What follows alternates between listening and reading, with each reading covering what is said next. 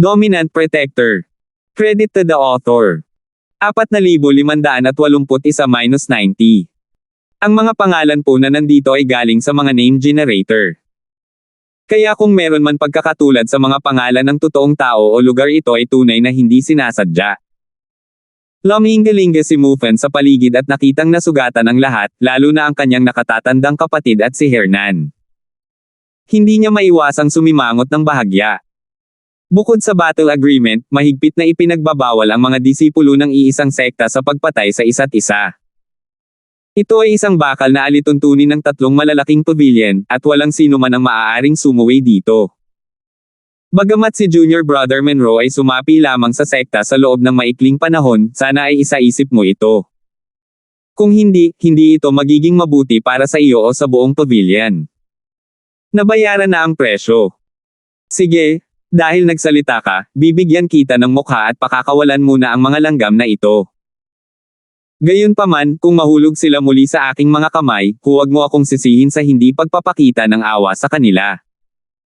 Si Delmar ay tumingin ng malalim kay Mufan, pagkatapos ay dahan-daang inilayo ang kanyang paa sa kamay ni Hernan na may malungkot na ngiti. Tama, sa susunod, tandaan na mag-ayos ng labanan ng maaga. Napatingin ang lahat sa kamay ni Hernan, na naapakan ng hindi na makilala, at hindi napigil ang sumipsip ng malamig na hangin. Kahit na nakita nila ang lahat ng uri ng away, hindi nila alam na may isang kamay na maaaring tumapak sa isang madugong gulo. Sa sandaling ito, hindi man lang makita ang balangkas ng kamay. Si Hernan, sa kabilang banda, ay hindi gumawa ng ingay mula simula hanggang wakas. Ang lalaking ito ay talagang hindi kapani-paniwalang matigas. Randolph at nagkatinginan si Chengmin, na siyang pinakamalapit. Habang nagbabantay sa anumang posibleng mga aksyon, mabilis nilang nailigtas si Hernan mula sa hugis taon na hukay, at pagkatapos ay dahan-daang umatras sa tabi ni Beren at ng kahabag-habag na nakatatandang kapatid, na humarap sa isang karaniwang kaaway. Dapat umalis kayo. Mula ngayon, ang lugar na ito ay kabilang sa Junior Brother Monroe. Huwag na kayong babalik dito sa future para iligtas ang sarili niyo sa gulo. Dahan-daang sabi ni Mufan sa karamihan. Ano? Maliwanag na ito ang tirahan ni Junior Brother Linford. Paano mo ito maibibigay sa iba? Nagulat si Beren at ang iba pa. Akala nila ay naghahanap ng gulo itong Delmar guy, pero totoo pala. Junior Brother Linford. Pinag-uusapan mo ang kalokohan na iyon ni Terence. Nawala ka ng mahigit 1 taon at hindi mo alam kung dead or alive ka, at may lakas ka pang loob na sakupin ang latrine pit at hindi shitty. Ito ang pinakamagandang tirahan sa inner sect ng Green Cloud Pavilion. Dahil nakita ko na to. Pagtutol. Maangas na tumawa si Delmar. Nang makita kung paano galit na galit si Beren at ang iba pa na gusto nilang kumilos muli ng magkasama, hindi napigilan ni Mufan na mapabuntong hininga. He used his eyes to stop them while saying, "There's more to this than meets the eye. I'll explain it to you. Mas mabuting sumama ka muna sa akin." With that, naglakad si Mufan sa harap ni Beren at ng iba pa. Bahagyang tumango siya kay Beren, na nangunguna sa daan, at saka pinuna ang daan palabas. Napunta ang mga mata ng lahat kay Beren. Dahil wala si Terence, si Beren ang mamumuno sa grupo. Maaari siyang umalis kung gusto niya at manatili kung gusto niya. Kung ang backbone ay si Hernan, ginamit sana niya ang kabayo bilang baril at hindi magpapahinga hanggang sa mamatay ang isa sa kanila. Pero iba si Beren. Ang kanyang init ng ulo ay hindi kasing init, at mas nag-aalala siya sa pangkalahatang sitwasyon. Habang may buhay, may pag-asa. Hindi magandang maging deadlock kahit alam nilang hindi sila mananalo. Bukod dito, kung gagawin nila iyon, masasaktan din nila si Mufan, ang pinakamatandang kapatid na lalaki na namamahala sa panloob na sekta, na dumating upang maayos ang mga bagay. Ang mga kahihinatnan ay hindi maisip. Sige, alis na tayo. Huminga ng malalim si Beren at nanguna upang sundan ang yapak ni Mufan. Bagamat ang iba ay ayaw, alam nila na ito ang pinakamahusay na pagpipilian sa sandaling ito, kaya tinitigan nila si Delmar at sunod-sunod na umalis. Haha, isang grupo ng mga bola walang duwag. Si Delmar ay tumawa ng mahina sa likod niya at tinukso, "Oh, tama. Nakalimutan kong sabihin sa iyo na malapit na akong maging pangalawang senior brother ng inner sect ng Green Cloud Pavilion. Bagamat hindi ako tumatanggap ng basura bilang aking mga subordinate, maaari akong mag-iwan ng ilang posisyon para sa iyo dahil kayo ang mga nakababatang kapatid ng dating Rookie King. Kung matalino ka, sumama ka sa kuya na ito. Kung hindi, hindi ka magiging maswerte sa susunod. Nagkatinginan si Beren at ang iba pa. Tinatimad silang makipagtalo sa bastos na ito, kaya napamura sila sa kanilang mga puso. Sa susunod. Sa susunod, oras na para magbayad ka ng dugo mo. Lumabas ang grupo sa main door na may mabigat na kapaligiran. Biglang huminto si Beren at sinabi kay Mufen, "Senior Kuya Mufen, masasabi mo ba sa amin kung ano ang nangyayari ngayon? Paano naging bastard ang tirahan ni Junior Brother Linford?" Huminto si Mufen at sinipat ang mukha ng lahat bago bumaantong hininga. Actually, the second day after the inner sect competition ended, Junior Brother Monroe was his eyes on this place. He came to ask me for it, but because this is Junior Brother Lin's place, I rejected him on the spot. Anong nangyari pagkatapos nun? Nakasimangot lahat si Beren at ang iba pa. Mula noon, ilang beses na siyang lumapit sa akin, pero lagi ko na siyang iniiwasan. To tell you the truth, although I'm not very familiar with Junior Brother Linford, siya ay isang taong pinahahalagahan pareho ng Pavilion Master na si Salter at ng aming Pavilion Master na si York. Bilang panganay na senior brother ng inner sect steward, paano ko masasaktan si Junior Brother Linford ng walang dahilan? Sincere na sabi ni Mufen. Tumango ang lahat at tumingin kay Mufen ng may higit na kabaitan. Masasabi nila na nagsasabi siya ng totoo. Isang bihirang bagay na para sa isang tao bilang pinakamatandang nakatatandang kapatid ng tagapangasiwa ng panloob na sekta na magsabi ng mga taos pusong salita sa kanila. Dapat sabihin na ang taong ito ay talagang may paraan ng pagharap sa mga bagay. Kung ganoon nga, paano napunta sa mga kamay niya? Nagkatinginan si Beren at ang iba at sinabing, nasa kamay ni Mufen ang karapatang ipamahagi ang mga kuweba na tirahan ng mga panloob na disipulo ng Green Cloud Pavilion. Kung tatanggihan niya ito, maglalakas loob ba siyang lumapit at agawin ito ng walang tamang dahilan? Hindi ninyo alam ito, ngunit ang kasalukuyang posisyon ni Junior Brother Monroe sa inner sect ay hindi na mas mababa sa akin.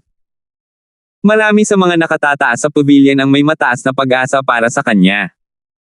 Sa pagkakataong ito, determinado siyang makuha ito. Nakahanap pa siya ng ilan sa mga matatanda sa pavilion upang magkapit-bisig at suportahan siya.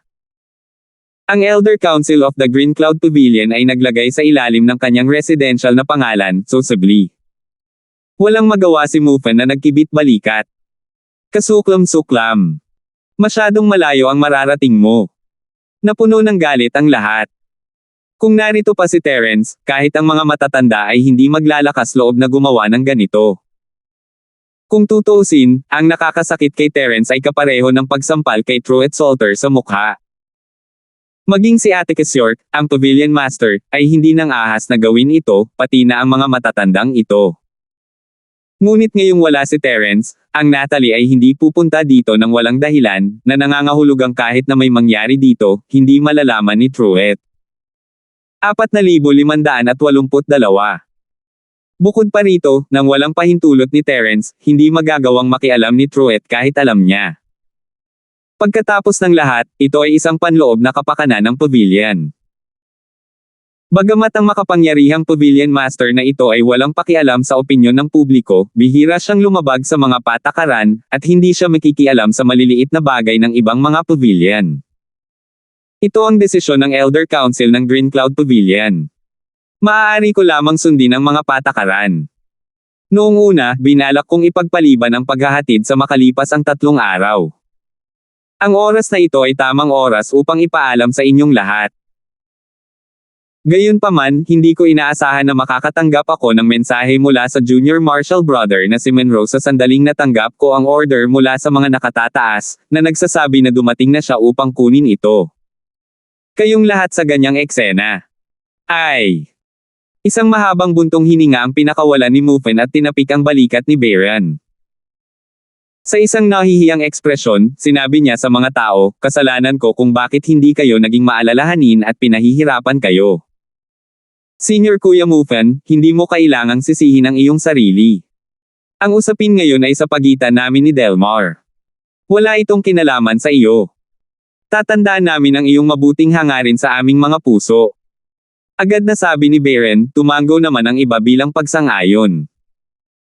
Ang bagay ngayon ay ginawa na silang hindi mapagkakasundo na mga kaaway, at walang posibilidad ng pagkakasundo mula ngayon. Kahit ano paman, lahat ng ito ay dahil huli akong dumating kaya nahirapan ka. Nagkataon lang na maganda ang relasyon ko sa manager ng PhilHealth na namamahala sa gamot. Ihahatid kita para gamutin ang mga sugat mo. Ginagarantiya ko na wala nang natitirang epekto. Si Mufan ang nagkusa. Tiningnan ni Beren si Hernan at ang kahabag-habag na nakatatandang kapatid. Maayos naman ang sarili niyang mga sugat. Basta nag-apply siya ng magandang gamot, mabilis siyang makaka-recover kahit hindi pumunta sa PhilHealth. Gayunpaman, magkaiba ang dalawang ito. Hindi makilala ang kamay ni Hernan, at halos mabali ang kanang binti ng kaawa-awang senior brother. Kung hindi sila magpapagamot sa lalong madaling panahon, magkakaroon ng malalaking problema. Dahil iyon ang kaso, kailangan kong pasalamatan ang nakatatandang kapatid na si Mufan para sa kanyang mabuting hangarin. Hindi tumanggi si Beren. Sa ngayon, ang pagpapagaling sa kanyang mga sugat ang pinakamahalagang bagay, at hindi malaking bagay na may utang na loob sa kanya para dito. Kailangan lang niyang humanap ng pagkakataon na maibalik ito sa hinaharap. Anong pinagsasabi mo? Ito ang tungkulin ko bilang isang senior na kapatid. Hindi na kailangang magpasalamat sa akin. Ikinaway ni Mufan ang kanyang kamay at agad na inakay ang lahat sa direksyon ng medical hall. Habang naglalakad, sabi niya, nga pala, wala pa bang balita kay Junior Kuya Linford? Hindi pa. Wala na akong balita sa kanya simula nang makipaghiwalay ako sa kanya sa South Continent Sea. Dumilim ang mukha ni Beren Lurie. Kung narito si Terence, hindi niya hahayaang gawin ng mga clown na ito ang anumang gusto nila. Kahit na wala siyang magagawa, maaari niyang protektahan ang lahat, at hindi sila mapupunta sa ganoong kahabag-habag na kalagayan. Huwag kang mag-alala, si Junior Brother Linford ay pinagpala ng langit. Kailangan mong magtiwala sa kanya. Babalik siyang ligtas, nakangiting sabi ni Mufan at inaliw siya. Tama, magiging ligtas at maayos si Junior Brother Linford, sigurado. Malakas na tumango si Beren. Nang marinig nilang dalawa ang sinabi nito, medyo bumuti na rin ang mood ng iba. Pagkatapos ng isang paghinto, biglang may naalala si Beren at tinanong si Mufan, na una nang natanggap ni na Kuya Mufan, Junior Brother Linford at Junior Sister Huang ang gawain na hulihin ang masamang magsasaka na si Wabaw. Ang balita ng pagkamatay ni Wabaw sa lugar ay naibalik na, kaya mangyaring humanap ng ilang oras upang kanselahin ang kanilang gawain. And, part ito ng trabaho ko, you guys can rest assured. Walang pagdadalawang isip na pumayag si Mufan. Kung gayon kailangan kong magpasalamat kay Senior Mufan. Beren at ang iba pa ay tumango ng pasasalamat, iniisip na maswerte na itong tagapamahala ng panloob na sekta ay madaling kausap. Kung hindi lamang sila makakapasa sa pagsubok ngayon, maaari pa silang dumaan sa maraming problema upang makonsela ang misyon. Kung ang isang misyon na tulad nito ay hindi makonsela, ito ay lubos na makakaapekto sa kanyang mga misyon sa hinaharap at iba pang mga bagay. Maaaring maapektuhan pa nito ang pangmatagalang pag-unlad ni Terence sa pavilion. Pagkatapos ng lahat, mahigpit na pagsasalita, ito ay isang mantsa na hindi masyadong malaki o maliit. Sa katayuan ni Mufan, natural na tumanggap siya ng espesyal na pagtrato nang dalhin si Beren at ang iba pa sa PhilHealth. Pagkatapos ng lahat, si Beren ang pinakamatandang kapatid na lalaki na namamahala sa panloob na sekta ng Green Cloud Pavilion. Siya ay nakatadhana na magkaroon ng walang hangganang kinabukasan. Kahit na taga Green Cloud Pavilion siya, walang nang-ahas na maliitin siya. Ang PhilHealth ay agad na nagpadala ng kanilang pinakamahusay na doktor upang gamutin ang lahat ng mga pinsala. Dahil ang lahat ay nagkaroon lamang ng ilang mababaw na pinsala, maliban kay Hernan at ang miserableng nakatatandang kapatid, na mas magulo at kailangang manatili sa likod para sa paggamot, si Beren at ang iba ay mabilis na nakabalik sa kani-kanilang mga tahanan. Sinamahan sila ni Mufan mula umpisa hanggang dulo.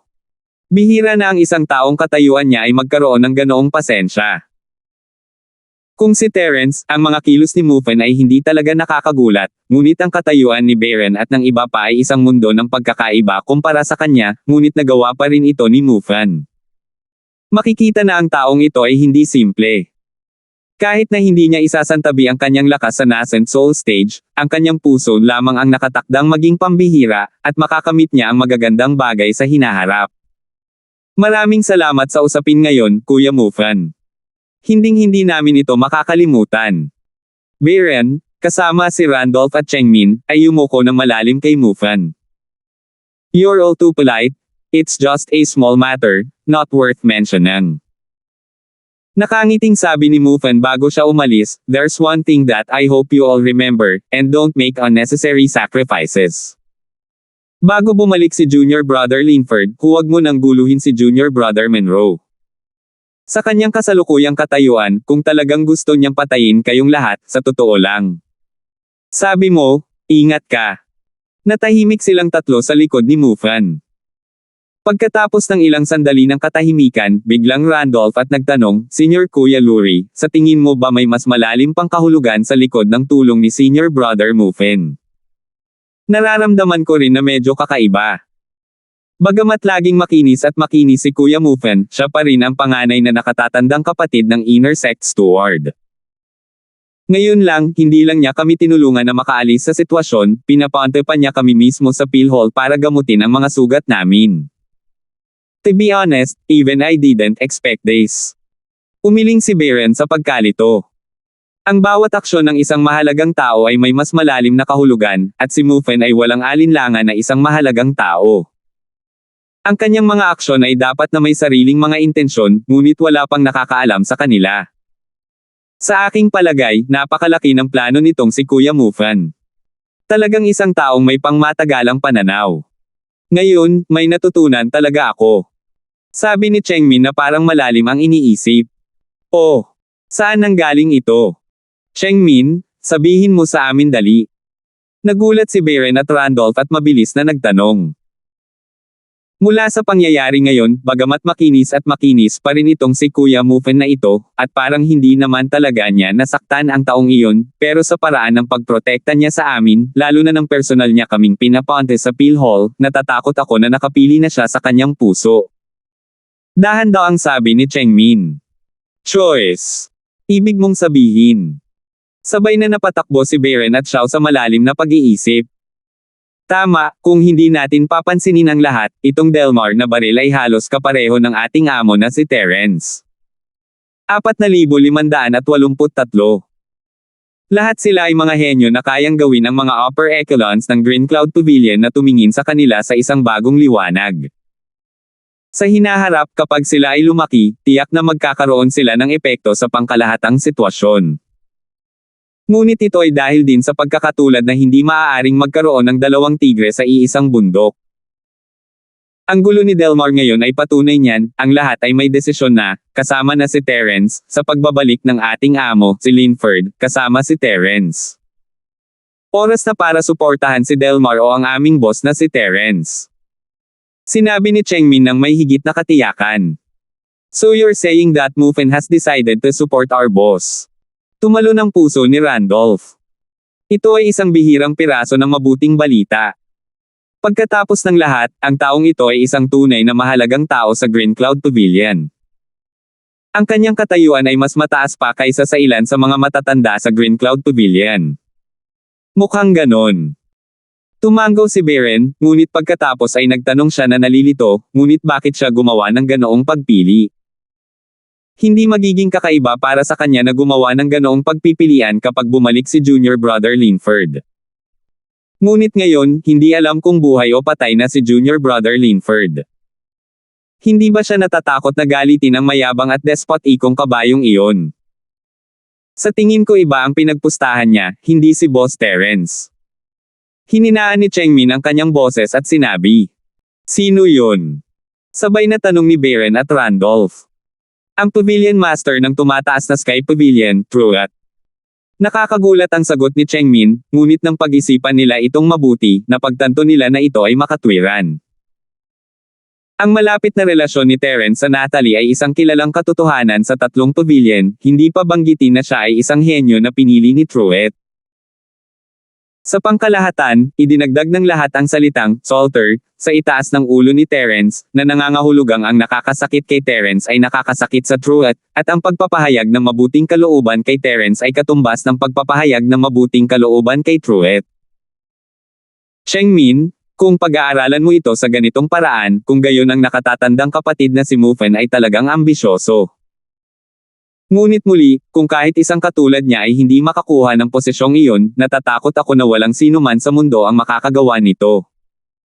Nagpakawala ng mahabang hininga si Beren at napabuntong hininga. Randolph na tumango sa gilid. Hindi man niya sinabi ng malakas ay alam na nila kung ano ang balak ni Mufen. Sa normal na mga kalagayan, ang pinakamatandang nakatatandang kapatid na lalaki na namamahala sa panloob na sekta ng Green Cloud Pavilion ay hindi magkakaroon ng anumang pakikipag-ugnayan kay Truett, ang Pavilion Master ng tumataas na Sky Pavilion. Gayunpaman, mayroong isang pagbubukod, at iyon ay noong itinoon niya ang kanyang mga mata sa posisyon ng Master ng Pavilion. Ayon sa mga alituntuning ipinasa ng kanilang mga ninuno, sinumang gustong maging Pavilion Master ng alinman sa tatlong malalaking pavilion ay kailangang dumaan sa desisyon ng Council of Elders ng North Island. Sa partikular, kailangan nilang makuha ang suporta ng iba pang dalawang Pavilion Masters. Sa kasalukuyang lakas at katayuan ni Mufen, bagamat malayo pa siya sa posisyon ng Pavilion Master, sa kanyang karanasan at lakas, hindi imposibleng makalaban niya ito. Naghahanda si Mufen para sa isang tag-ulan.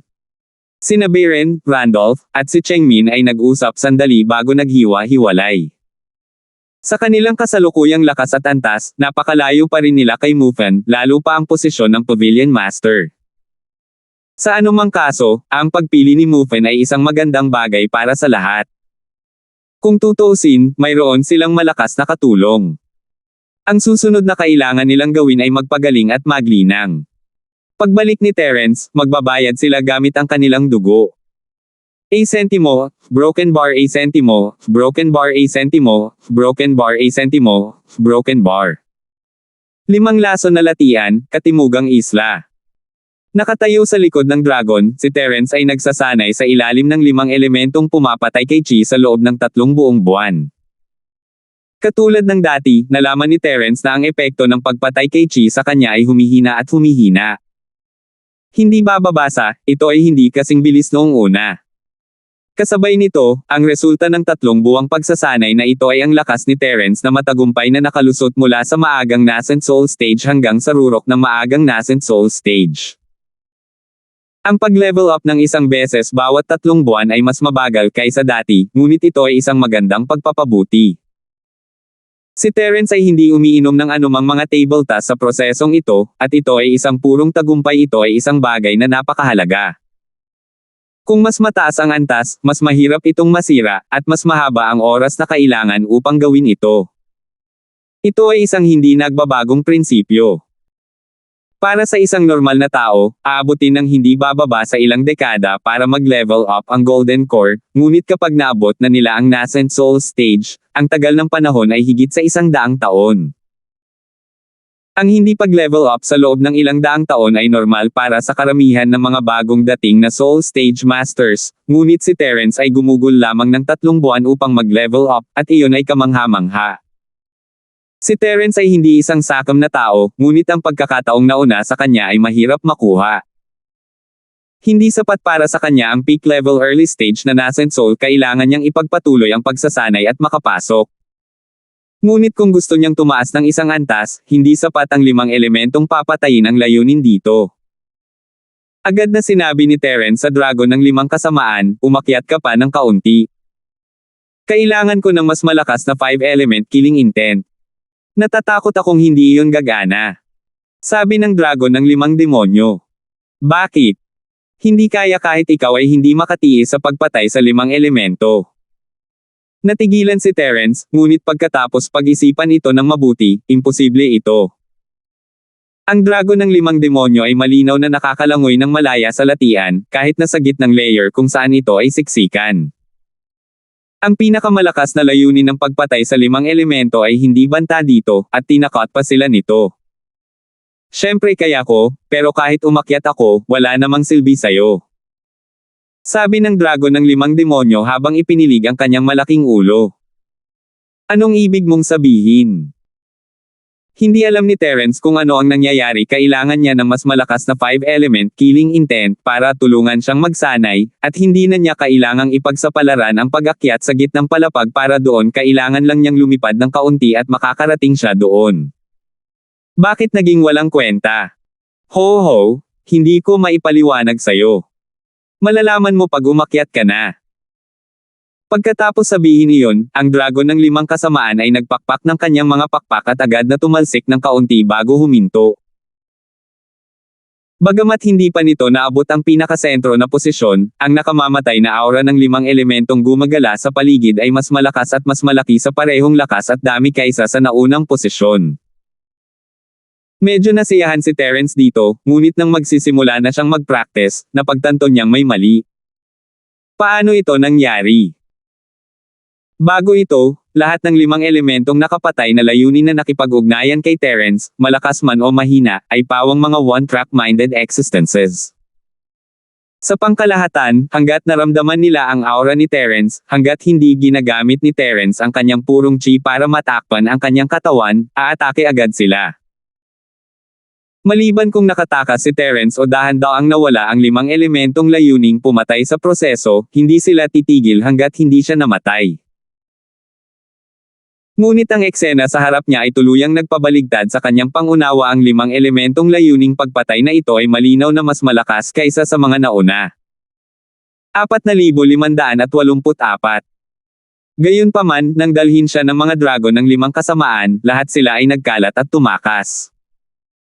Maging ang pamatay na aura ng 5 elemento sa di kalayuan ay automatikong lumihis at hindi na umatake sa kanya. Matalino din ang killing intent ng 5 elemento. Hindi man sila natatakot sa iyo, takot na takot sila sa akin, kaya kusang nakatakas sila. Tumawa ang dragon ng 5 demonyo.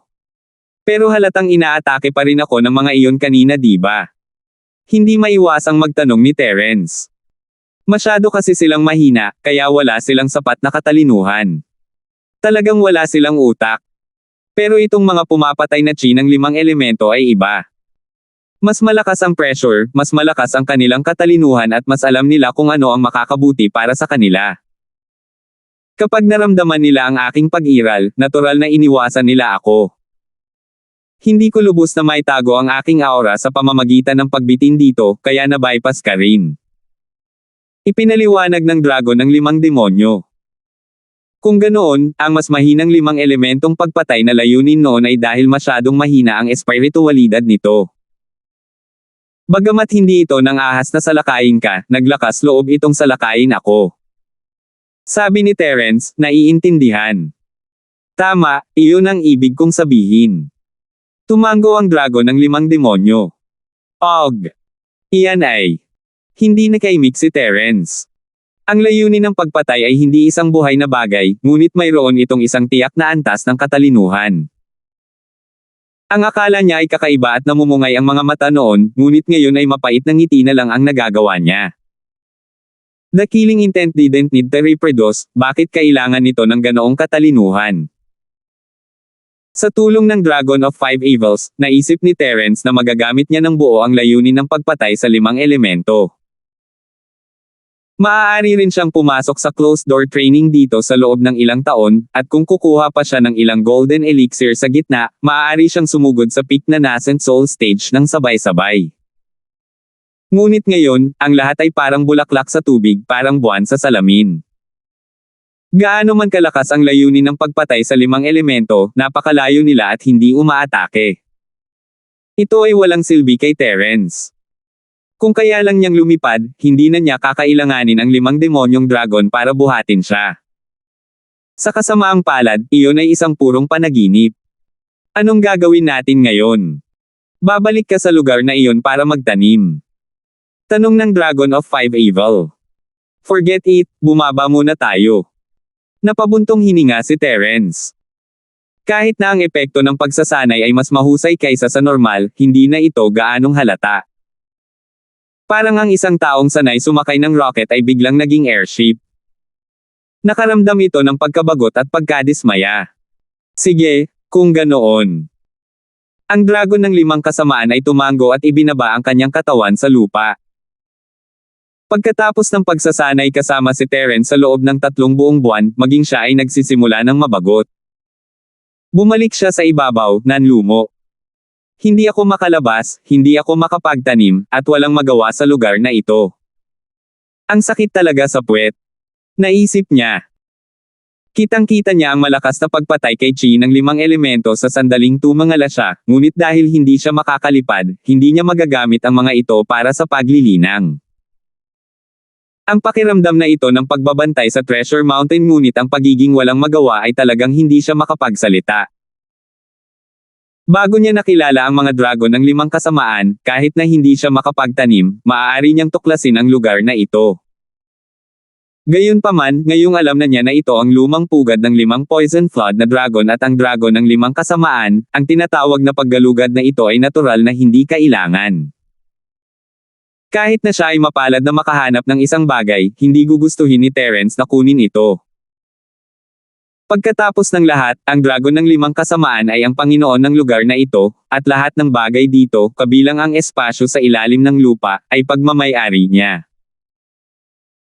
Kung ito ay iba pang espiritong hayop, si Terence ay hindi makakaramdam ng anumang pagkakasala, ngunit siya ay isang matandang kaibigan ng dragon ng 5 kasamaan.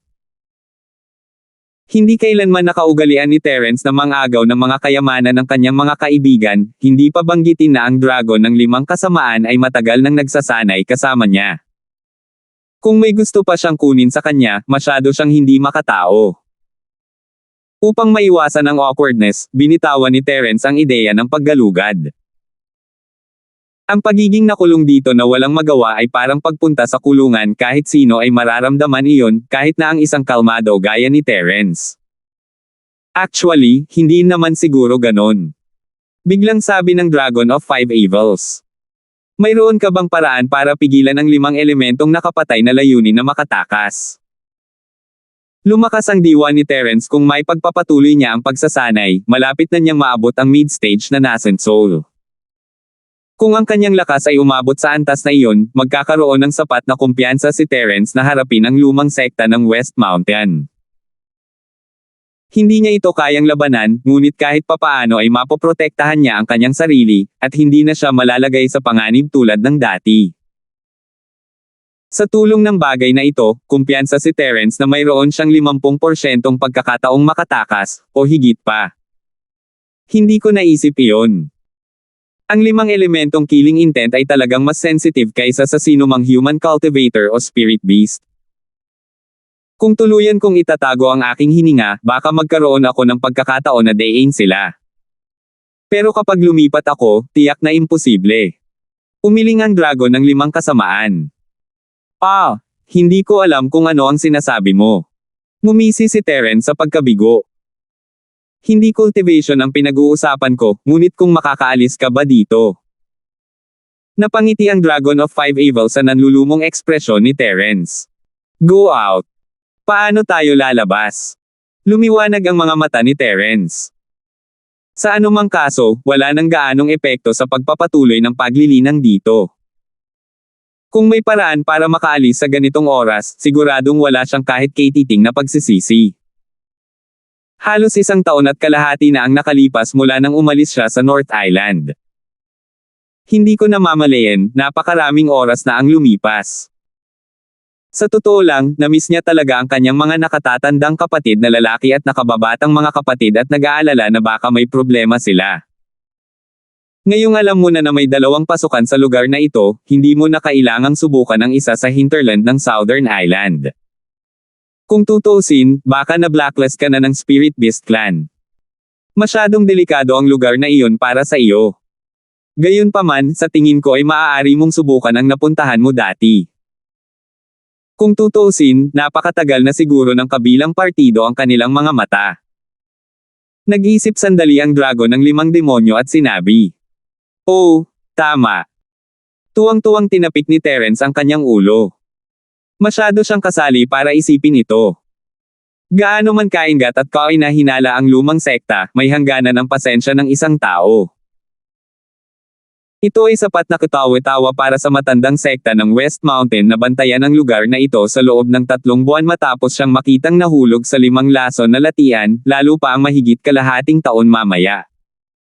Logically speaking, dapat matagal na silang sumuko. Kung tutusin, hindi nila alam na may ganong yaman na lupain sa ibaba, ni hindi nila alam na maiiwasan ni Terence ang 5 elementong papatayin ang layunin ng pag-atake. Umakyat ka at tingnan mo muna. Kung hindi gumana, sasabihin ko sa iyo ang ibang paraan.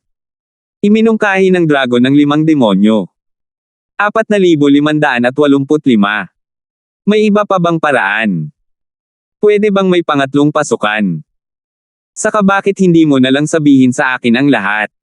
Tanong ni Terence. Sa totoo lang, may pangatlong pasukan sa lugar na ito, ngunit hindi pa ako nakakapunta sa pasukan na ito. Ang aking Panginoon, ang 5 lason na dragon, ay nagsabi sa akin tungkol dito dati, ngunit hindi pa ito naroroon. Walang impormasyon tungkol dito, kaya hindi ko alam kung ano ang sitwasyon sa labas, at hindi ko mahuhusgahan kung gaano ito mapanganib. Maliban kung napipilitin ka, hindi ko inirerekomende na gawin mo ang panganib na ito. Umiling ang dragon ng 5 kasamaan. Ganun ba? Kumpletong sugal iyon, masyadong delikado. Tumango si Terence pagkatapos ng sandaling katahimikan. Pagkatapos ng lahat, ang lugar na ito ay nasa ilalim mismo ng katimugang isla, at lohikal na pagsasalita, ang ikatlong pasukan ay kapareho ng iba pang 2 malamang na ito ay nasa Southern Island din, o kahit nasa hinterlands ng Southern Island. Lalakad si Terence sa isang bitag kung lalabas lang siya nang walang ingat ang panganib na kasangkot ay hindi gaanong maliit. Kaya nga hindi ko sinabi sa'yo noon kaso mamatay ka na. Paano ba naman? Napakabait ko diba? Dagindong. Tumawa ang dragon ng 5 demonyo. Kawili-wili. Pagkatapos ay pupunta muna ako sa 5 lason na latian. Kung mayroon pang nagbabantay dito, maaari ko lang subukan kahit na ito ay delikado. Dahil doon, tumalon si Terence sa likod ng ibon, at silang dalawa ay pumailang lang sa langit, naabot ang ibabaw ng 5 lason na lumubog sa isang kisap mata. Nadurog ang puso ni Terence habang iniskan niya ang lugar sa tulong ng divine sense ng multo. Nakatingin pa rin sa kanya ang sekta ng West Mountain. Higit pa ito sa pagtitiyaga may mali sa kanilang utak. Malapit nang mabaliw si Terence. Puno siya ng mga kabastusan, ngunit sa katunayan, mali niyang sinisi ang matandang sekta ng West Mountain sa pagkakataong ito. Gaya ng nahulaan niya noon, gaano man kaingat at kainahinala ang matandang sekta, naisip na nila na siguradong patay na siya pagkatapos ng mahabang panahon. Ang dahilan kung bakit hindi nila inalis ang kanilang mga mata ay simple na kalimutan niya. Patay na si Terence, iyan ang iniisip ngayon ng matandang sect master ng West Mountain. Bilang big boss ng masasamang cultivator, wala siyang pakialam sa isang patay na tao, kaya natural na nabalisa si Terence sa kanyang isipan. Nakalimutan din niya ang tungkol sa especially iyan na mayroon siyang mahabang halaman ng Kobe sa 5 lason na latian. Kung ang matandang sekta ng West Mountain ay nagmamalasakit sa mga escort na ito mula sa Longzhou na hindi man lang itinuring na mga alipors, imposibleng sumikat ang araw mula sa kanluran. Dahil walang sinabi ang matandang sekta sa West Mountain, natural na hindi nang ahas si Kobe na bawiin ang kanyang mga tauhan ng mag-isa. Para sa kanya, kulang lang ng 2 bodyguard iyon. Ito ay hindi mahalaga sa lahat. Hindi niya kayang istorbohin ang matandang sekta ng West Mountain sa maliit na bagay. Sa mahabang panahon, hanggat hindi nila siya hinihimok na humanap ng babaeng nagsasaka ng kaluluwa, magiging maayos ang lahat. Ano ang malaking bagay sa pagpapadala ng ilang mga bodyguard? Sa makatuwid, ang mga bodyguard na nasa ilalim niya ay ang mga malas. Kahit alam nilang walang kabuluhan, makakarating lang sila dito sa tamang oras at hindi maglalakas loob. Ang mga aliping ito ay malas lamang, ngunit si Terence, ang taong sangkot, ay sobrang nanlumo na malapit na siyang magsuka ng dugo. Sa reklamo ng 2 tao sa itaas niya, alam na niya ang nangyari. Halos lumuwa siya ng dugo on the spot. Ang kapabayaan nila, pero hindi siya makagalaw. Paano ito naging makatwiran? Matagal na pinigilan ni Terence ang sarili bago niya mapigilan ang pag-iisip na patayin ang dalawang especially iya.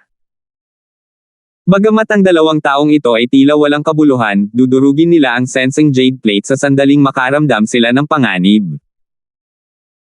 Noon, kahit nakalimutan na siya ng matandang sekta ng West Mountain, maaalala nila agad ito kapag nakita nilang nabasag ang jade plate. Sa kasalukuyang lakas ni Terence sa rurok ng maagang yugto ng namumuong kaluluwa, wala siyang gaanong tiwala sa pagtakas mula sa lumang sekta ng West Mountain. Kahit na tumakas siya pabalik sa 5 laso na latian at gawin ang kabilang partido na walang magawa, ilalantad niya ang pangunahing impormasyon na maaari niyang mabuhay sa 5 laso na latian. Kapag nag-react ang matandang sekta ng West Mountain, mas magiging determinado silang patayin siya, na nagiging mas imposibleng makatakas.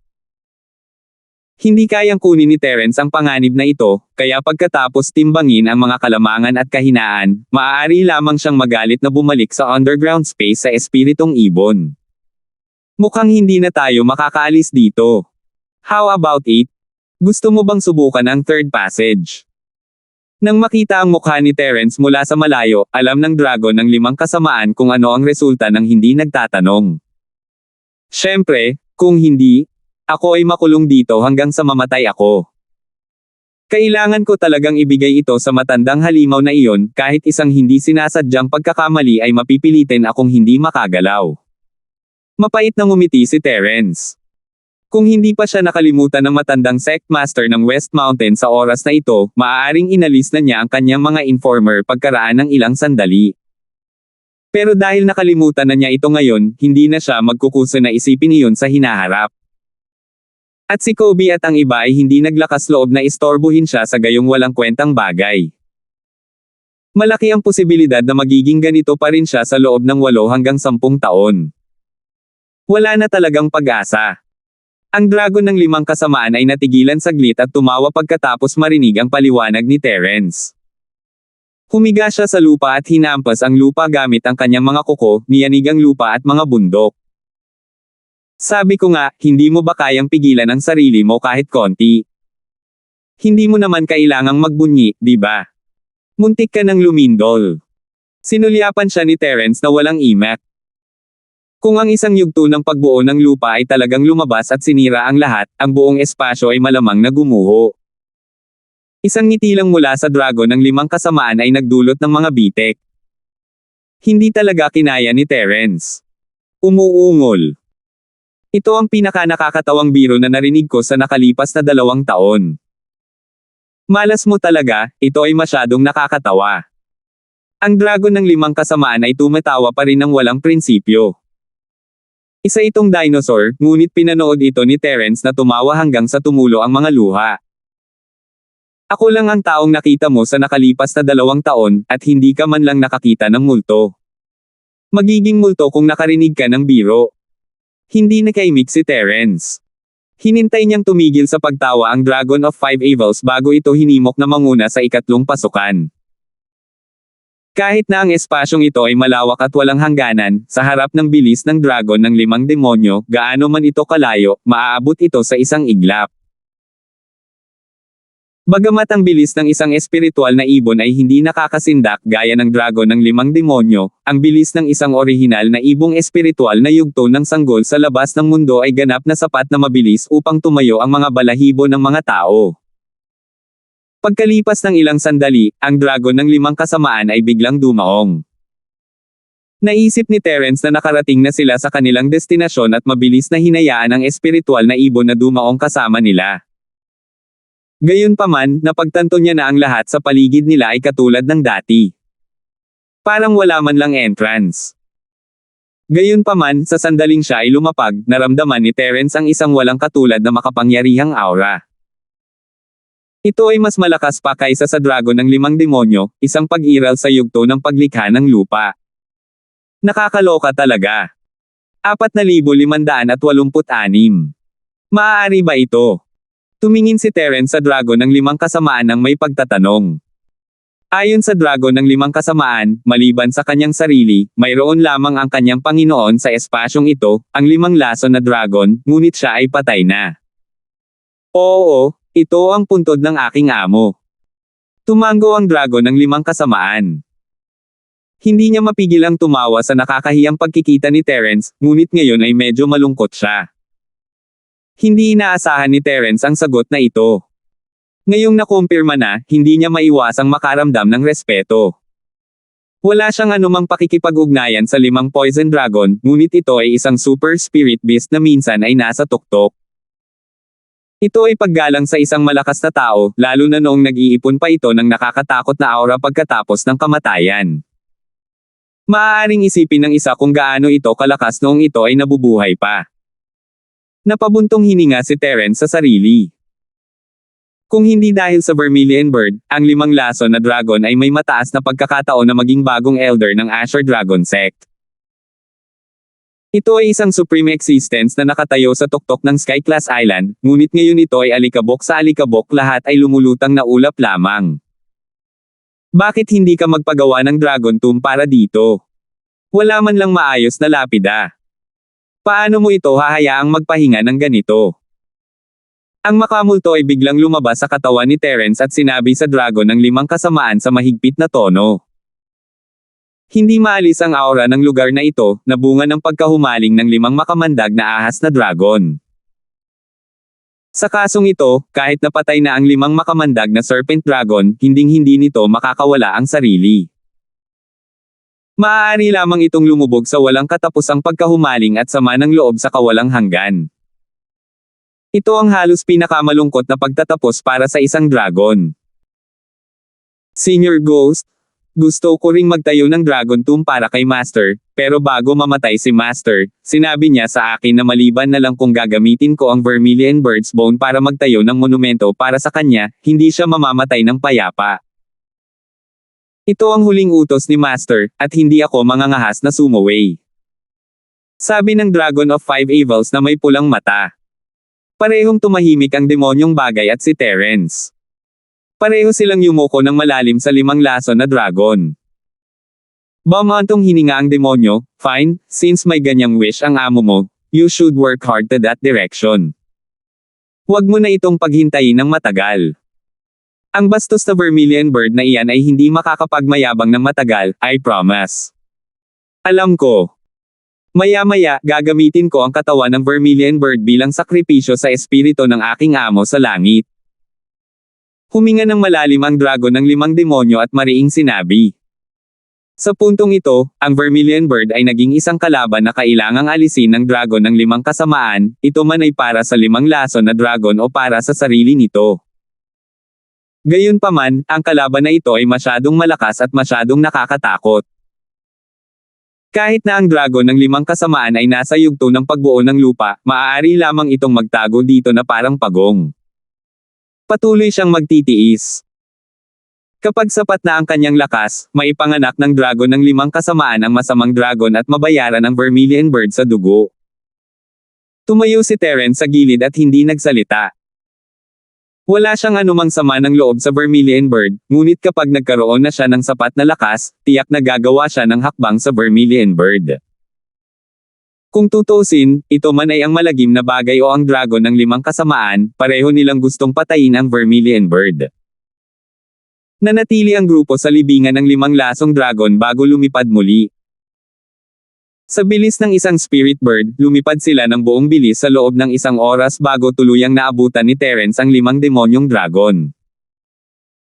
Ang lugar na ito ay napakalayo mula sa 5 laso na latian, ngunit kahit na ganoon, hindi pa rin nakikita ni Terence ang dulo ng nakapalibot na lugar.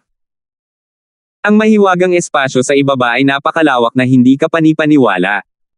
Kung hindi ako nagkakamali, ito na dapat ang pangatlong labasan. Itinuro ng dragon ng 5 demonyo ang tuktok ng kanyang ulo at sinabi.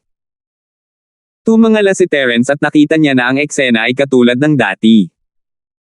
Ang pagpatay kay Chi ay umaagos pa rin sa paligid, ngunit hindi ito kakaiba. Kahit na sa orihinal na lugar, hindi makita ni Terence ang pagpatay kay Chi upang makita ang 5 laso na latian. Malalaman lang niya kung ano ang nasa itaas pagkatapos niyang umakyat. Anong meron dyan? Hindi maiwasang magtanong ni Terence. Sa wakas ay nakahanap na siya ng posibleng labasan, at hindi niya maiwasang matuwa. Hindi ko alam. Hindi ako pinahihintulutan ni Master na umakyat, at parang hindi pa ito nakakapunta doon.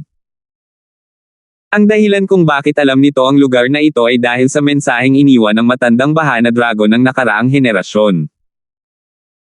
Pero kahit anong mangyari, isang bagay ang tiyak ay tiyak na may panganib doon sa itaas, kaya kailangan mo talagang pag-isipang mabuti kung gusto mong umalis dito. Sabi ng dragon ng 5 demonyo sa pambihirang seryosong tono. Siguradong delikado ito, kung hindi sana binigyan ng babala ng 5 lasong dragon ang 5 demonyong dragon ng ganito. Kahit na sa kanilang lakas, kailangan nilang maging maingat. Kung si Terence, na nasa rurok pa lamang ng maagang yugto ng namumuong kaluluwa, hindi maiisip ang panganib. Ang matandang sekta ng West Mountain ay lubhang mapanganib, at gayon din ang angkan ng espiritong hayop. Gayunpaman, ang hindi kilalang lupain doon ay maaaring mas mapanganib kaysa sa unang dalawang pinagsama. Kung ganoon nga, hindi man lang maiiyak si Terence. Kinagat ni Terence ang kanyang mga ngipin at lumingon upang tingnan ang bagay na lumulutang sa gilid. Ayaw niyang sumuko ng ganon-ganon lang. Alam niyang delikado ang lugar na ito, ngunit may pagkakataon pa rin kumpara sa dalawa pang labasan. Kung tutusin, kung kinuha niya ang iba pang dalawang labasan, mayroong 79% na posibilidad na mapapatay siya sa lugar o sa pilitang bumalik. Maaari pa niyang isipin ang tungkol dito. Ayon sa layo at direksyon na nil-iPad ko kanina, halos mahuhusgahan ko na ang sitwasyon sa itaas. Hindi katakatakang hindi pinaalis ng 5 lasong ahas na dragon at ng iba pa ang 5 demonyong brat mula rito. Ganoon din sana ang ginawa ko kung ako siya. Ang malagim na bagay na sinabi sa isang komplikadong tono. Bagamat ang dragon ng 5 demonyo ang Panginoon ng espasyong ito sa pangalan, hindi malinaw ang sitwasyon dito. Sa kabilang banda, kilala ito ng bagay na ito tulad ng likod ng kamay nito. Pagkatapos ng lahat, ang South Continent ay ang dating base camp nito, at ang buong mapa ng South Continent ay nakaimbak sa isip nito. Hanggat malinaw ang lokasyon, natural nitong mahahanap ang kaukulang posisyon sa mapa. Nanikip ang puso ni Terence sa tono ng malagim na bagay. Mabilis siyang nagtanong, ito ay ang walang katapusang karagatan. Ang malagim na bagay ay dahan-daang inilabas ang 4 na salitang ito. Ang dagat. Nagulat si Terence na isip niya na ito ay nasa gitna ng katimugang bahagi ng isla, at naisip pa niya kung teritoryo ito ng isang super spirit beast tulad ng Vermilion Bird. Maging ang Dragon of 5 Evils ay medyo natigilan nang marinig niya ito. Mula nang siya ay teleport dito, hindi pa siya nakakaalis, at ang 5 makamandag na ahas na dragon ay hindi kailanman sinabi sa kanya ang tungkol dito. Masasabing wala siyang alam tungkol sa dagat ng Sky-class Island. Hindi maaaring magkamali. Kung susuriin ang lokasyon, tiyak na hindi ito dumarating sa itaas. Ito ay ang walang katapusang karagatan sa itaas, at ito ay medyo malayo sa katimugang isla. Paniguradong sabi ng multo. Dahil ito ay karagatan, anong uri ng panganib ang magkakaroon? Nagtataka na tanong ni Terence. Ang mga espiritong hayop ay ang pinaka-nakakatakot sa Timog Kontinente. Hanggat maiiwasan niya sila at ang matandang sekta ng West Mountain, nadama ni Terence na dapat ay walang makakapigil sa kanya. At least, makakatakas siya ng hindi nasaktan. 4,587. Stupid. Nakalimutan mo na ba ang mga sea beast sa dagat? That is an existence that even our spirit beast clan don't dash to rashly provoke. Ang nakakatakot na sinabi na may mapait na ngiti. Kung gayon. Kung gayon ano ang dapat nating gawin? Noon lang bumalik sa katinoan si Terence. Ang mga hayop sa dagat at mga espiritong hayop ay lubhang naiiba sa isa't isa, at karamihan sa mga hayop sa dagat ay malayo sa katimugang isla. Siya subconsciously through ito mapanganib na kadahilanan sa likod ng kanyang isip at sinira sa isang malamig na pawis. Sa pag-iisip pabalik sa unang pagkakataon na hinabol siya ng matandang sekta ng West Mountain, nakatagpo si Terence ng nakakatakot na sea beast tulad ng Ghost Stingray, at napakalapit nito sa isla. Sapat na ang lakas nito para takutin siya.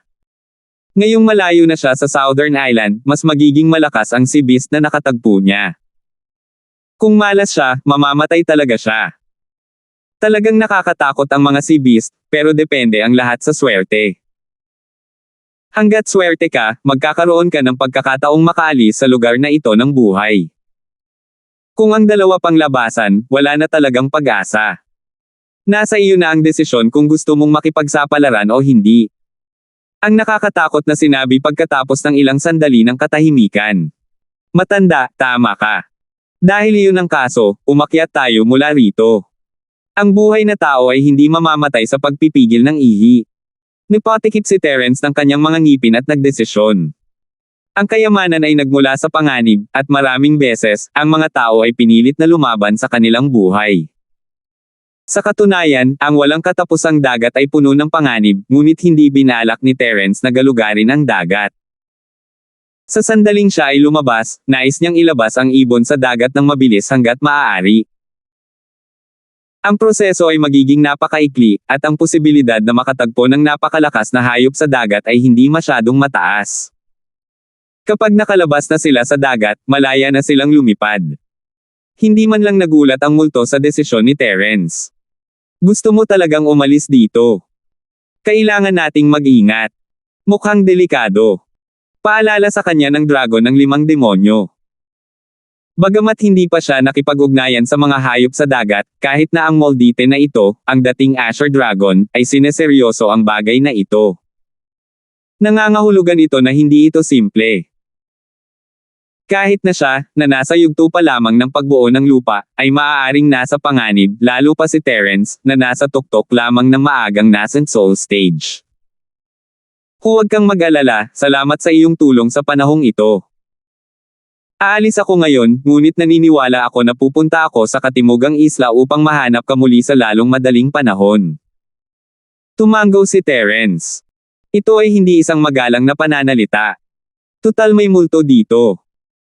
Kapag nagkaroon siya ng sapat na lakas sa hinaharap, tiyak na sasamahan niya ang multo pabalik sa Southern Island. Kapag dumating ang oras na iyon, ang pagkamatay ng ibong Vermilion ay hindi malayo. Sige, hihintayin kita dito. Ingat ka. Malakas na tumango ang dragon ng 5 demonyo. Matapos ang 3 buwang pagsasama, itinuring nito si Terence bilang isang matandang kaibigan, hindi banggitin na ang nakakatakot ay isang dragon senior na iginagalang nito. Kung hindi dahil sa utos ng amo nito, gusto pa nitong lumabas kasama si Terence. Nakakalungkot na ang dragon ng 5 kasamaan ay nagkaroon ng away sa dugo. Bago namatay ang 5 lason na nagbaha sa dragon, ito ay partikular na nagbilin dito na manatili dito at magdusa. Bago pa sapat ang lakas nito para makipaglaban sa Vermilion Bird, hindi ito pinayagang umalis sa underground space na ito kahit kalahating hakbang, baka mag-imbite ito ng nakamamatay na sakuna.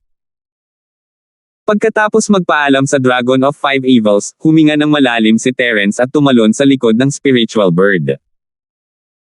Binalot niya ang kanyang sarili at ang espiritual na ibon gamit ang kanyang chi at lumipad sa kalangitan, mabilis na nawala sa 5 elementong pagpatay ng layunin.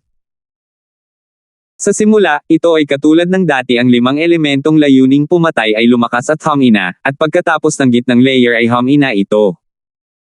Hindi lamang humina ang presyon, ngunit ang halaga ay bumababa rin. Pagkaraan ng halos 1 oras ng insenso, napagtanto ni Terence na ang 5 elementong layuning pumatay ay ganap na nawala, at ang lumitaw sa itaas ng kanyang ulo ay isang pasukan ng kuweba. Naisip ni Terence na ang labasan na ito ay kapareho ng 5 lason na latian, na may malawak na lugar sa itaas nito, ngunit hindi niya inaasahan na ang butas na ito ay mas maliit kaysa sa inaakala niya. Ilang talampakan lamang ang lapad nito, at siya at ang espiritual na ibon ay malayang nakakapasok at nakaalis. Kung ito ay ang dragon ng 5 kasamaan, ito ay medyo mahirap, ngunit kung ito ay isang mas malaking pag-iral, imposibleng pumasok at umalis mula rito, maliban kung sinira niya ang butas o nagbagong anyo ng isang tao. Sa pagtingin sa butas, ito ay ganap na madilim sa loob. Hindi makita ng mata ang sitwasyon sa loob. Tanging tunog ng lagaslas na tubig ang malabo na maririnig. Ang tubig ay dapat na napakabilis. May whirlpool portal sa taas. Kung ano ang nasa kabilang side ng portal, it will depend on luck. Ang malagim na bagay na sinabi pagkatapos maramdaman ito sa kanyang banal na kahulugan. Hindi naman pwedeng parang Whirlpool Channel na nakita ko kanina, diretsyong papunta sa hinterland ng Southern Island, di ba? Hindi maganda ang pakiramdam ni Terence tungkol dito. Inihanda na niya ang kanyang sarili para sa walang katapusang karagatan, ngunit magiging biro kung mapupunta siya sa katimugang bahagi ng isla. I can't say for sure. Bagamat napag-aralan ko na ang Whirlpool Portal malapit sa South Island, maliit na bahagi lang ito. Wala pa akong narinig na Whirlpool Portal sa isang lugar na ganito. Sino ang nakakaalam kung saan ito patungo? It's entirely up to luck. To be honest, you can still regret it now. Ang tono ng malagim na bagay ay may pambihirang pahiwatig ng pag-iingat. Wala nang babalikan. Dahil nandito na tayo, ano pa ang silbi ng pagbabalik? Kahit na may bundok ng punyal at dagat ng apoy sa harapan ko, kailangan ko pa ring patigasin ang ulo ko at subukan ito. Kung wala man lang akong lakas ng loob na gawin ito, hinding-hindi ako makakaalis sa lugar na ito sa aking buhay. Sa halip na matakot, mas gugustuhin niyang tahakin ang landas na ito hanggang sa dulo. Dahil doon, hindi nag-alinlangan si Terence ng matagal. Matapos ayusin ang kanyang estado ng pag-iisip, inutusan niya ang espiritong ibon na pumasok sa Whirlpool Tunnel. Ang tubig sa Whirlpool Tunnel na ito ay napakalakas. Kung hindi gagamitin ni Terence ang lahat ng kanyang chi para protektahan ang kanyang sarili, maaaring mapunit pa siya ng tubig at ang espiritual na ibon. Kung si Terence ay nasa kalagitnaan pa lang ng Golden Core, maaaring hindi niya ito kayang tanggapin, ngunit ngayon ay nasa tuktok na siya ng maagang yugto ng namumuong kaluluwa. Kung mas malakas ang agos ng tubig, mas mabilis ito. Si Terence at ang espiritual na ibon ay inanod ng tubig sa loob ng kalahating oras ng insenso bago nila naramdaman na walang laman ang lupa sa ibaba nila. Sabay silang itinapon at nagpumiglas ng mahabang panahon bago nila napanatili ang kanilang posisyon. Madilim ang paligid, at hindi man lang makita ni Terence ang kanyang mga daliri, ngunit medyo nakahinga siya ng maluwag. Nakikita niya sa pressure ng tubig na nasa kailaliman sila ng karagatan. Ito ay mapanganib, ngunit ito ay mas mahusay kaysa sa transportasyon sa gitna ng katimugang isla. Hanggat maaari silang makarating sa ibabaw, magiging maayos ang lahat. Siguradong hindi kakayanin ng isang ordinaryong tao ang ganoong lugar at madudurog sa walang kapantay na presyon ng tubig. 4,588. Gayunpaman, pinuprotektahan siya ng kanyang chi ni Terence, kaya ang tubig ay hindi makalapit sa kanya. Kahit na siya at ang ibon ay hindi makahinga ng malaya sa tubig gaya ng mga hayop sa dagat, sila ay nasa nascent soul stage, pagkatapos ng lahat. Ang isang maliit na bagay ay hindi nakapagpigil sa kanila. Kung tungkol sa kadiliman dito, hindi ito malaking problema para kay Terence.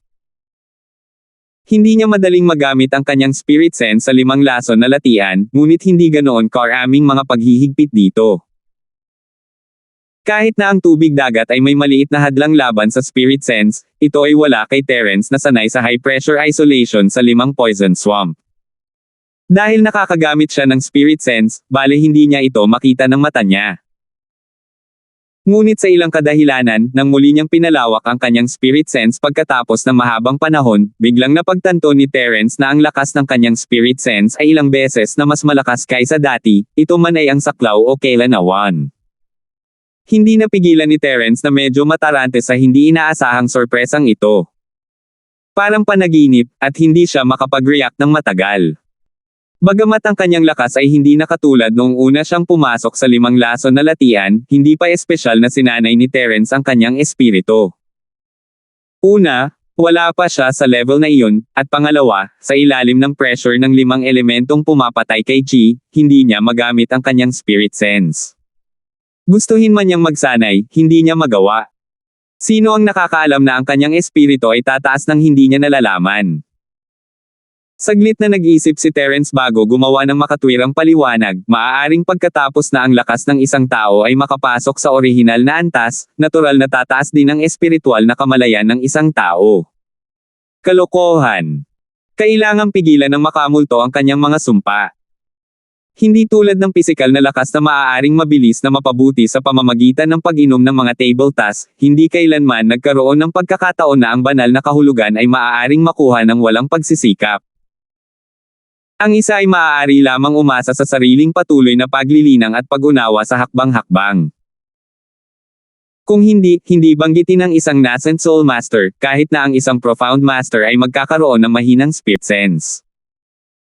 Ang batang Terence na ito ay hindi alam kung gaano siya kaswert, walang paraan na ang kanyang espiritu ay tumaas ng ganoon kabilis pagkatapos maabot ang antas ng nascent soul. Si Terence mismo ay hindi alam kung bakit biglang tumaas ang kanyang espiritu, ngunit ang makamulto na bagay na ito, na isang tagamasid, ay alam na alam ito. Malinaw na dahil nang matagpuan niya ang dragon ng 5 kasamaan, nagising ang kanyang espiritu ng walang dahilan. Ang batang ito ay nakakuha ng isang pambihirang pagkakataon hindi makatwiran kung ang kanyang espiritu ay hindi tumaas. Alam ng bagay ang dahilan, ngunit hindi nito masabi kay Terence. Ang proseso ng paggising ng kamalayan ay napaka-misteryoso, ito ay isang estado ng kawalan ng malay. Hanggat hindi sinasabi sa kanya ng bagay, magkakaroon ng pagkakataon si Terence na makapasok sa estadong ito sa hinaharap, ngunit kung malalaman niya ang tungkol dito, hindi niya sinasadya o hindi sinasadya na sasandal siya dito pagkatapos niyang matikman ang tamis, at ito ay magiging kontraproduktibo. Walang sinabi ang multo, at naisip ni Terence na tama siya. Hindi na niya ito masyadong inisip at ginamit na lang niya ang spirit sense niya para maramdaman ang paligid. Ang kailangan niyang alalahanin ngayon ay hindi ang kanyang espiritu, ngunit kung may mga hayop sa dagat sa paligid. Gayunpaman, bago tuluyang mailabas ni Terence ang kanyang espiritu, nakaramdam siya ng biglaang pagkabigla ng walang anumang babala. Isang napakalaking presyon ang nagtulak sa kanyang espiritong pakiramdam pabalik sa kanyang katawan, at si Terence ay nagluwa ng malaking subo ng dugo. Nagbago ang mukha ni Terence sa isang iglap. Masama ang kutob niya noon, pero ngayon nagkatotoo na. Talagang nagkaroon ng sobrang nakakatakot na sobrang pag-iral dito. Ang pressure lamang ay maaaring maging sanhi ng pag-backfire ng kanyang espiritu ng ganito. Kahit na ang 5 demonyong Dragon of Earth formation stage ay hindi magawa ito. Isang nakakatakot na kaisipan ang pumasok sa isip ni Terence. Kung ito ay mas malakas kaysa sa dragon ng 5 kasamaan, kung gayon ito ay dapat na hindi bababa sa yugto ng paghahati ng dagat. Ang walang katapusang karagatang ito ay talagang napakalalim. Ang puso ni Terence ay napuno ng kapaitan. Kung alam niya na bigla siyang makakatagpo ng isang super sea beast sa Sea Rift Realm, iniwan na lang niya ng direkta ang 5 lason. Mayroong hindi bababa sa isang maliit na pagkakataon na mabuhay kapag kaharap ang matandang sect master ng West Mountain. Ngayong nakaharap na siya sa isang sea beast sa Sea Rift Realm, wala nang paraan para makatakas siya. Hindi man lang siya naglakas loob na gumalaw. Hindi lang si Terence ang nagulat na makakita ng nakakatakot na pag-iral. Nagulat din ang multo, ngunit makalipas ang ilang sandali, nakahinga siya ng maluwag at sinabing, napakalakas ng sea beast. Nagagawa nitong panatilihin ang primordial spirit nito pagkatapos ng kamatayan. Halos kasing lakas ko ito. Patay. Ito ba ang primordial spirit na iniwan nito pagkatapos nitong mamatay? Tuwang-tuwa si Terence. Hindi katakataka na ang pakiramdam ay katulad ng 5 lason na sementeryo ng dragon. Ang pagkakaiba lang ay mas malakas ito at mas agresibo. Oo. At ang primordial spirit na ito ay nasa bingit ng pagbagsak, at ito ay ganap na magwawala sa lalong madaling panahon. Kung ikukumpara, ako ay higit na maswerte. Ito ay isang huling bit ng pagkahumaling na hindi nawala, at matagal na itong nawala ng pag-iisip at malay. Hindi napigilan ng malagim na bagay na mapabuntong hininga. This scene made him empathize. After all, he'd been like this in the common world too. Kung hindi niya nakilala si Terence, baka naiwan lang siya ng kaunting pagkahumaling na walang malay. Ang kapaligiran sa karaniwang mundo ay higit na masama kaysa dito, at ang espiritu ay mamamatay ng mas mabilis at mas lubusan. Obsession. Hindi napigilan ni Terence na i-click ang kanyang dila. Kung ang kalaban ay isang ganap na espiritu, kung gayon hindi mahirap unawain kung bakit siya, isang peak early stage na nascent soul master na kakalusot pa lang, ay masasaktan ng ganito. Ngunit ito ay isang labi lamang ng kanyang kalooban, ano ito? Oo, ito ang huling bit ng pagkahumaling na naiwan bago mawala ang primordial spirit. Kapag ang lakas ng isang tao ay umabot na sa isang tiyak na antas, anumang pag-iisip ay maaaring umiral ng nakapag-iisa sa mundo. Kahit na ang pisikal na katawan at primordial na espiritu ng isang tao ay nawasak, sila ay patuloy na iiral, tulad ng dagat na hayop na ito sa harap natin. Sa katunayan, ito ay pareho sa 5 lason ng dragon, ngunit lahat ng bagay ay nakaharang sa 5 lason. Ang pagkahumaling nito ay hindi gaanong malakas kaysa sa isang ito. Ipinaliwanag ng malagim na bagay. Even the last bit of obsession can be so powerful. It's really inconceivable. Dilat na dilat ang mga mata ni Terence, nasa tuktok na siya ng orihinal na antas ngayon, ngunit ang pinag-uusapan ng bagay na ito ay kung paanong hindi pa niya naabot ang threshold ng Divine Sense Training ng system. Upang maabot ang antas na ito kung saan maaari siyang mabuhay sa isang pag-iisip lamang, malayo pa ito. Maaaring mahirapan kang unawain ngayon, ngunit kapag naabot mo na ang antas na ito at naunawaan mo ang malalim na misteryo ng mga batas, hindi mo na ito makikitang kakaiba. Ang demonyong bagay ay hindi na nagpapaliwanag pa, ang antas ni Terence ay masyadong mababa pa rin, at walang silbi na ipaliwanag. Bihira lang maka-encounter ng ganyang obsession. At tingnan natin. Magiging maayos din. 4,589. Sige.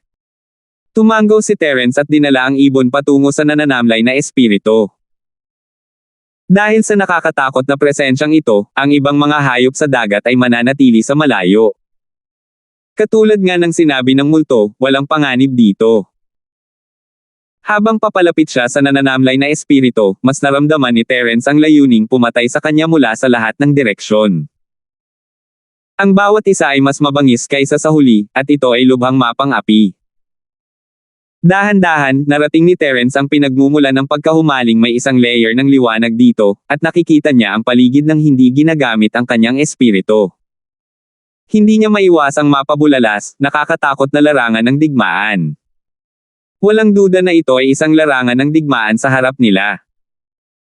Ang mga bakas ng isang matinding labanan ay makikita sa lahat ng dako. Gayunpaman, hindi ito ang eksena ng isang labanan sa pagitan ng mga magsasaka ng tao. Ang mga taong magsasaka ay hindi kailanman pupunta dito upang makipaglaban. Ang nakakagulat na labanan na ito ay kabilang sa 2 napakalakas na angka ng Super Beast. Sa abot ng nakikita ni Terence, may mga sirang bato at patay na corelay sa lahat ng dako. Ang mas kapansin-pansin ay ang mga buto ng mga hayop sa dagat. Isa itong malaking libingan ng hayop sa dagat. Matapos ang ilang sandali ng pagkabigla, mabilis na nahanap ni Terence ang pinagmulan ng pagkahumaling. Nagmula ito sa isang napakalaking bangkay. Kung tutuusin sa paligid, matagal na sana ang laban, pero hindi naman naagnas ang bangkay na nasa harapan niya. Kung kahit isang obsession ay maaaring umiral ng nakapag-iisa, hindi nakakagulat na ang bangkay ay hindi nabulok. Sa pagtingin sa higanti, halos kahangahangang katawan, hindi maiwasan ni Terence na makaramdam ng paggalang. Tao man o hayop, natural na likas ng lahat ng nabubuhay na bagay na igalang ang isang nangungunang pag-iral. Hindi alam ni Terence kung anong uri ng halimaw ito. Ang katawan nito ay parang bundok, at ito ay tila isang higanteng electric eel sa unang tingin, ngunit hindi talaga ito mukhang isa pagkatapos ng mas malapitang pagtingin. Maging ito ay ang nakalantad na mga pangil o ang makakapal, parang talim na kaliskis, lahat ng mga ito ay palaging deklarasyon kung gaano ito kakilakilabot at kalupit noong ito ay nabubuhay pa. Ang bangkay na ito ay talagang isang bihirang kayamanan sa mundo. Iyon ang unang reaksyon ni Terence. Ang bawat bahagi ng katawan ng isang espiritong hayop ay isang kayamanan. Kung mas malakas ang espiritong hayop, mas mahalaga ang bawat bahagi ng katawan nito. Ito ay pareho para sa mga hayop sa dagat. Ang katawan ng orihinal na infant stage spirit beast ay maaaring ibenta sa napakataas na presyo, at itong higanteng electric eel-like sea beast ay nasa split sea stage, o mas malakas pa. Ano ang magiging halaga kung ito ay ibinebenta? Si Terence ay walang gaanong pagnanais para sa mga espiritual na jade ngayon, ngunit ang pag-iisip ng panatikong eksenang iyon ay nagpabilis ng tibok ng kanyang puso. Hindi man niya ito ay auction, malaki ang silbi ng katawan sa kanya. Maaaring hindi niya ito kailangan ngayon, ngunit ito ay magiging kapaki-pakinabang sa hinaharap. Sa isiping iyon, hindi na napigilan ni Terence. Siya ay sumulong at naghanda upang ilagay ang katawan sa espasyo ng jade. Malaki ang katawan, ngunit gustong kunin ni Terence hanggat kaya niya. Kung hindi niya ito kasya, puputulan na lang niya ito on the spot. Hindi siya basta-basta makaalis na walang dala na may tambak na mga kayamanan sa harapan niya. Magiging sayang iyon. Gayunpaman, biglang sumimangot si Terence. Napagtanto niyang kahit anong pilit niyang kontrolin ang katawan ay hindi ito kumikibo. Hindi niya ito mailagay sa espasyo ni Jade. I-save mo ito, ikaw brat. Ang malagim na bagay sa wakas ay hindi na nakatiis. Natawa siya at sinabing, bagamat patay na ang taong ito na nakakaalam kung ilang taon na, mayroon pa rin itong matagal na kalooban. Hindi mo ito matatanggap maliban kung madudurog mo ang kalooban nito. Og! Naramdaman ni Terence na parang isang balde ng malamig na tubig ang ibinuho sa kanyang ulo. Napagtanto na lang niya na kung may natitira pang obsession sa katawan ng tao, ibig sabihin ay isa itong buhay na bagay. Kinailangan itong sumuko sa kanya ng buong puso o kaya'y sirain ang pagkahumaling gaya ng sinabi ng multo. Kung hindi, hindi posible na ilagay ito sa espasyo ng Jade. Ngunit ang problema ay na ang kabilang partido ay hindi bababa sa isang super pag-iral sa dagat Shattering Realm. Wala man lang karapatan si Terence na sambahin siya. Kahit na ito ay isang labi na lamang ng kagustuhan ng kabilang partido, madali niya itong maidere ng dugo mula sa backlash. Sa kasalukuyang lakas ni Terence, pangarap ng hanggal na sirain ang kaloobang ito. Nakapanlulumong makita ang napakalaking kayamanan, ngunit wala siyang magawa dahil hindi siya sapat na malakas. Walang magawang umiling si Terence at inabot ang kamay sa bangkay. Kahit na hindi niya mailagay ang buong bagay sa espasyo ng Jade, kailangan niyang makakuha ng kahit ano mula rito. Kung tutuusin, kahit isang kaliskis mula sa bangkay ay isang bihirang kayamanan. Gayunpaman, sa sandaling dumampi ang kanyang kamay sa timangan, ang buong katawan ni Terence ay nanginginig at nanlamig. Parang walang kakaiba sa ibabaw, pero parang sisubog na ang utak niya. Naramdaman niya ang hindi mabilang na paghalo-halo ng impormasyon na pinalamanan sa kanyang utak, at ang mga imahe ay nag-flash sa pamamagitan ng, na nagpapahina sa kanya. Nahati ang ulo ni Terence, at mabilis niyang sinubukang bawiin ang kanyang kamay, para lamang makita na ang katawan ay tila may mahiwagang kapangyarihan na sumipsop sa kanyang kamay. Si Terence ay hindi makagalaw, at ang mga eksenang pumasok sa kanyang isipan ay nagiging mas malinaw at mas malinaw, na nagiging kumpletong memory fragment. Ito ay tulad ng isang tunay na mundo, at ang mga tao ay hindi maiwasang malubog dito. Sa hindi maarok na malalim na karagatan, ang Super Sea Beast na tila isang higanteng electric eel ay tahimik na nakatago sa buhangin ng malalim na trench. Ilang milya sa harap nito ay isang sariwang katawan ng isang hayop sa dagat. Ito ay tila isang malakas na pag-iral sa antas ng overlord ng dagat, ngunit ang tiyan nito ay nahiwa na. Ang sugat ay nasunog na itim, at ang mga laman loob at dugo nito ay patuloy na umaagos palabas, na umaakit sa lahat ng mga hayop sa dagat mula sa lahat ng direksyon. Ito ay isang pambihirang piging sa ilalim ng dagat. Ang mga hayop sa dagat na naakit dito ay pawang mabangis at mabangis, ngunit wala silang anumang intensyon na salakayin ang isa't isa. Sa halip, naiinip nilang sinunggaban ang malaking bangkay ng halimaw sa dagat. Hindi na nila kailangang makipag-away dahil sapat na ang bangkay para sila ay mabusog. Siyempre, kung hindi sapat, hindi maiiwasan ang madugong labanan. Gayunpaman, ang kapistahan na ito ay hindi nagtagal. Nang ang bangkay ng hayop sa dagat ay napapaligiran ng mahigit 100 mabangis na hayop sa dagat, isang malalim na lilang arko ng kidlat na kasing kapal ng tangke ng tubig ang biglang kumislap. Sa sumunod na sandali, agad na nakuryente ang daan-daang mga hayop sa dagat na nagpipista sa bangkay. Nang walang anumang silid upang makipagpunyagi o labanan, ang bawat isa sa kanila ay nasusunog na itim, tulad ng bangkay ng hayop sa dagat na kanilang kinakain. 4,570. Ito ay talagang isang kapistahan sa ilalim ng dagat. Gayunpaman, ang host ng kapistahan ay hindi ang daan-daang mabangis na hayop sa dagat na nagtipon dito. Pagkain lang sila sa mesa, wala nang iba. Hindi nakaimik si Terence habang pinagmamasdan ang eksena sa kanyang kamalayan. Pinagmasdan niya ang super beast na tila isang higanteng electric eel na lumabas at nilamon ang lahat ng mga sea beast na nakuryente. Mayroon itong nakakatakot na aura ng isang halimaw na maaaring lumunin ang mundo, at kahit si Terence ay hindi napigil ang lumuhad at sumuko.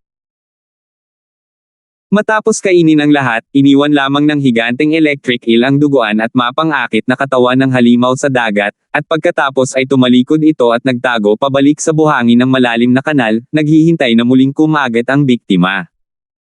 Malalim ang iniisip ni Terence.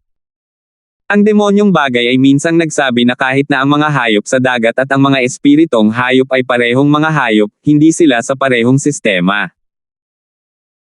Sa ilang lawak, ang mga espiritong hayop ay hindi masyadong naiiba sa mga taong nagsasanay, at sila ay nakatuon sa pagsasanay sa kanilang mahabang buhay.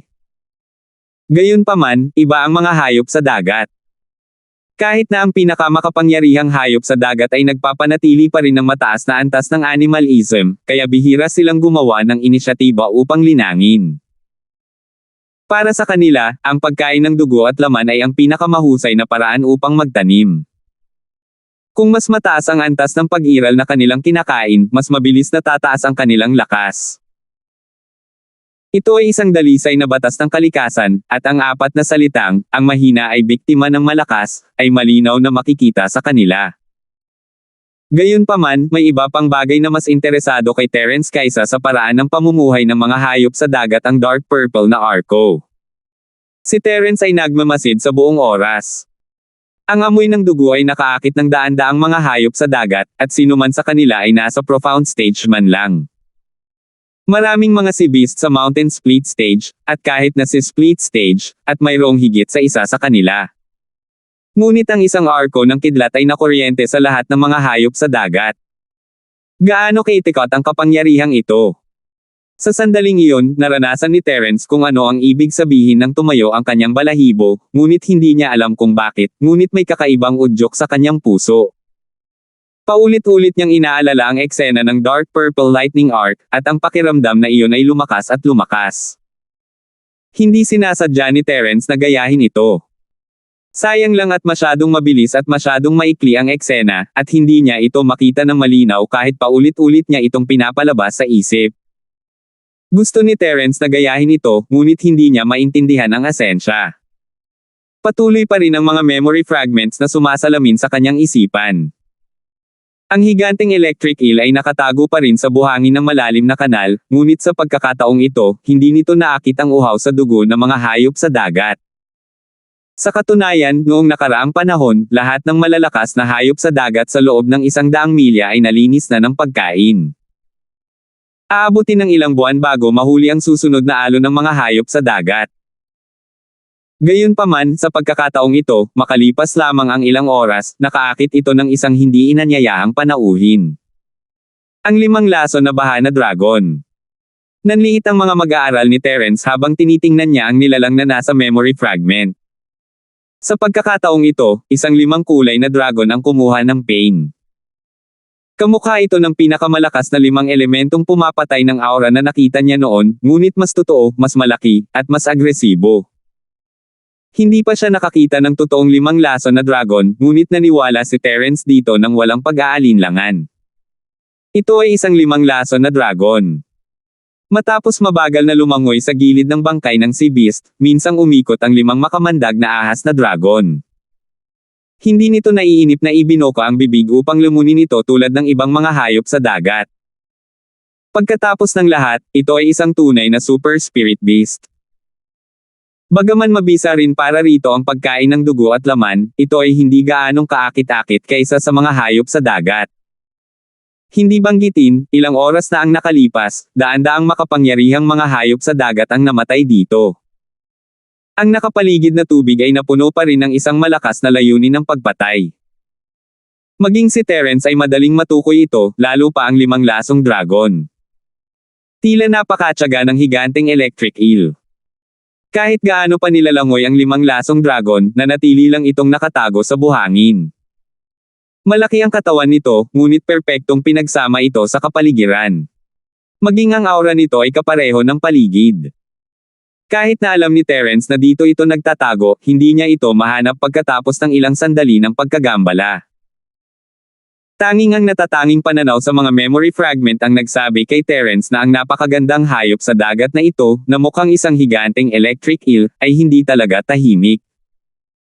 Pinagmamasdan nito ang 5 laso na kilos ni Wyvern mula sa simula hanggang sa huli, at tila handa itong hampasin anumang oras at patayin ito, pagkatapos ay kainin ito.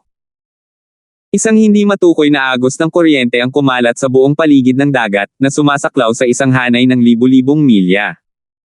Gayunpaman, dahil ito ay masyadong mahina, walang nilalang sa dagat ang nakadetect ng kakaiba. Ito ay isang natatanging paraan ng pangunawa na kabilang sa higanteng electric eel. Wala itong mga mata, at hindi rin gumamit ng espiritual na kamalayan, ngunit ang maliliit na agos ng kuryente na ito ay mas epektibo kaysa espiritual na kamalayan, mas malinaw at walang bakas. Tulad ng ibang mga nilalang sa dagat, ang 5 laso na dragon ay tila hindi naramdaman ang pagkakaroon ng higanteng electric eel. Matapos lumangoy ng 2 bilog sa paligid ng bangkay ng hayop sa dagat, sa wakas ay handa na itong kainin. Sa oras na ito, ang dark purple na electric arc na lumitaw kanina ay biglang bumaba muli. Sumikip ang puso ni Terence. Pinagmasdan niya ang 5 lasong dragon na malapit nang sumunod sa mga yapak ng daan-daang makapangyarihang mga hayop sa dagat, ngunit ang dragon na tinamaan ng dark purple na kidlat ay biglang naging isang anino na pinalapot mula sa purong chi at mabilis na nawala. Sa sandaling ito, lumitaw ang totoong 5 laso na dragon sa ibabaw ng ulo ng higanteng electric eel. Sa isang nanginginig na dragon na dagindong, ikinaway nito ang mga kuko sa harap, at isang 5 kulay na tunay na chi ang agad na tumago sa katawan ng higanteng electric eel. Naningkit ang mga mata ni Terence. Matagal na siyang nagsasanay sa underground space, at pamilyar siya sa 5 elementong pumapatay kay chi. Ang 5 kulay na chi na inilabas ng 5 laso na dragon ay halatang pinahusay na bersyon ng pagpatay kay chi. Kung ang isa ay kailangang ituro ang pagkakaiba sa pagitan ng dalawa, ito ay na sila ay walang natural na espiritismo, ngunit mas madaling kontrolin. Sa unang pagkakataon na nakita niya ang layunin ng pagpatay, sinabi ng multo na hanggat siya ay sapat na malakas, maaari niyang gamitin ang lahat ng 5 elemento upang palabasin ang layunin ng pagpatay. Noong panahong iyon, nangangarap pa rin si Terence na hindi niya ito magawa sa kanyang sarili, ngunit hindi niya inaasahan na magagawa niya ito pagkatapos ng pagsasanay, dahil sa kanyang kasalukuyang lakas, imposibleng mailabas ang layunin ng pagpatay. Hindi inakala ni Terence na pagkatapos umalis sa underground space, ang pangarap na ito ay magkakatotoo. Hindi ito nangyari sa kanya, kundi sa 5 lasong dragon. Salamat po at sinamahan ninyo ako. Ingat lagi mga master.